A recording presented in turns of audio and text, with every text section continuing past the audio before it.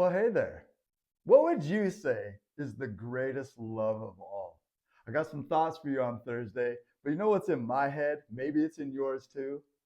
That song by Whitney Houston, who actually George Benson sang it first, but it's the greatest love of all is happening inside of me. Learning to love oneself is the greatest love of all. Not true. It's God's love for us. Check this out. This is the last of the 10 commandments. It encapsulates all of them. Listen, you shall not covet your neighbor's house. You shall not covet your neighbor's wife. You shall not covet his male servant or his female servant or his ox or his donkey or anything that is your neighbor's. How could that encompass all of it? There's so much to this, so many different passages, so many different things. We're going to get ready to go into the Sermon on the Mount, and Jesus talks so much about what the answer to all this is. It's God's love, his love for us, and then our response to his love for us, that we would love him with all that we have, and we love our neighbor as we love ourselves. So here's 3 thoughts.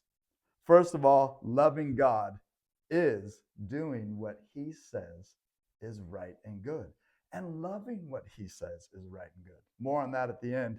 Second thing that came to my mind is loving your neighbor really means wanting good for your neighbor, celebrating the good for your neighbor, helping your neighbor have all the good.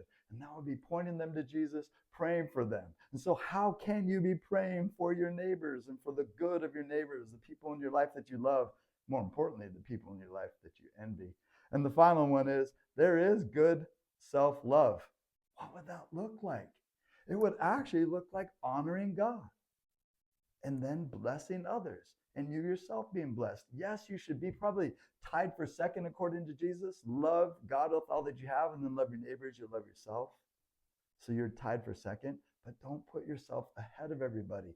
We live in a time like that song at the top of where we were just talking about, where learning to love yourself is the greatest love of all. That is not what God says. God is the greatest. So here it is. Psalm 37:4. Delight yourself in the Lord, and he'll give you the desires of your heart.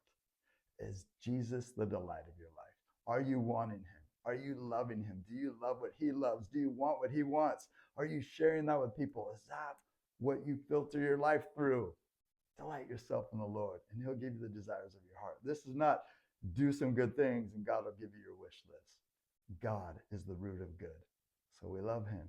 He is the greatest love of all. So love God, love others, and serve generously. This will keep you from coveting. This will help you to be the kind of person that looks like Jesus because his spirit is in you to even want to do this in the first place. All right. I'll see you next time. Bye-bye.